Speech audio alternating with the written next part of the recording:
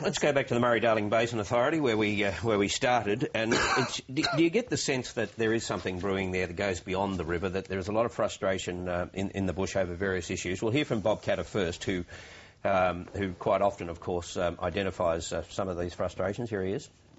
The Murray-Darling produces about half of Australia's agriculture, and we are now going to close down about a third of that. Every Australian has to now understand that he is living in a country that is doomed not to be able to feed itself. 500,000 people will leave inland New South Wales because there is no form of employment. They will pour into Sydney and southeast Queensland, collapsing your infrastructure in both these population centres. And he drags a lot of issues into it there, doesn't he?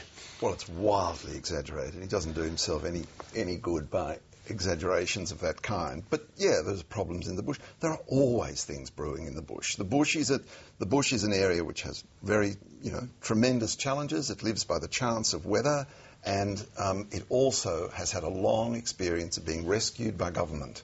And this is a time where this is the end of a long process of lots of governments saying, we'll give you a bit more water. Yeah, you can have a bit more water. Yes, there's more water. You can have some water.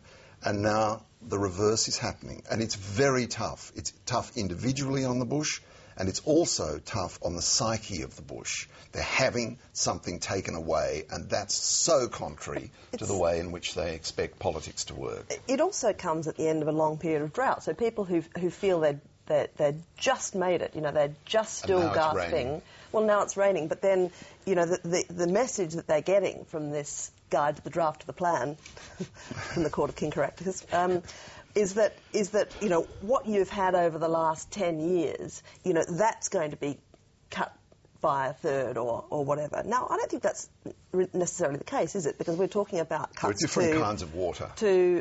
I guess a sort of what we would, if there is such a thing, regard as a normal flow. And I was interested to hear Tony Burke pursue the point that, under the policies already enacted, a lot of the work that's implicit in the guide to the draft of the guide to the plan has already actually been done. And he talked about this sort of campaign of misinformation. And it just kind of made me a bit puzzled because, where is this misinformation coming from? I think that the problem seems more to be that there is a sort of a dearth of information. And that seemed to be what was driving the frustration at all those public meetings, is that you have this document that nobody is saying is final, and yet the Murray-Darling Basin Commission says, well, look, the authority says, well, we can't mess around with the terms of the Water Act. Everybody seems to be saying, look, this isn't the way it's finally going to look, but I can't tell you. Well, you can't blame people for being upset under those circumstances. I can understand the frustration. I don't think it's accurate for David to say that people in rural Australia have been dependent on government handouts. And many people are.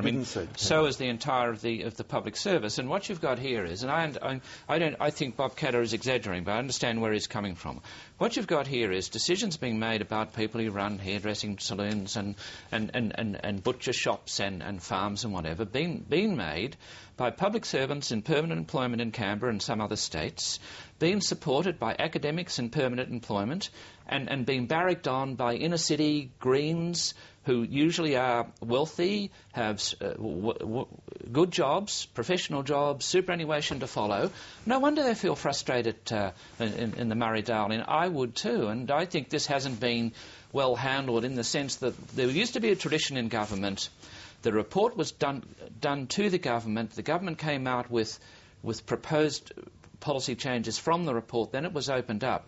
What you've got here is a report to the government, then it's all debated, the government steps back, and if you lived in these areas you would be very concerned about your future. And the characterisation that you make there of the Greens, then you wonder whether they can at some point come to some sort of arrangement with the independents from the country, because they'll need to do that, you would think. Tony Windsor, who will chair this inquiry, is positive to a point. Here he is.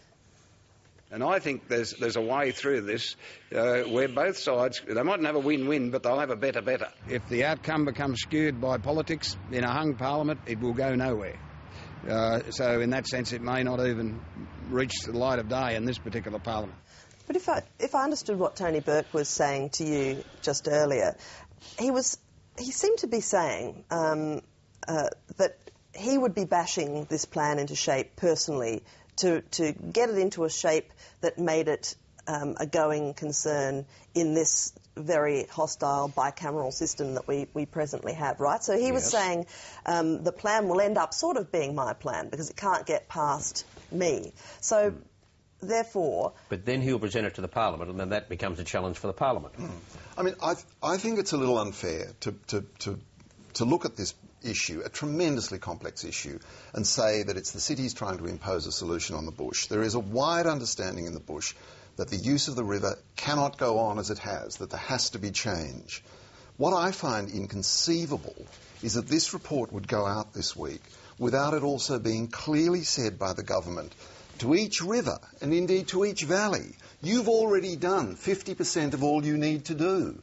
Because it naturally reads as though we're starting at day one here and another 60% has to be cut. A lot of these rivers, nearly all the work has been done.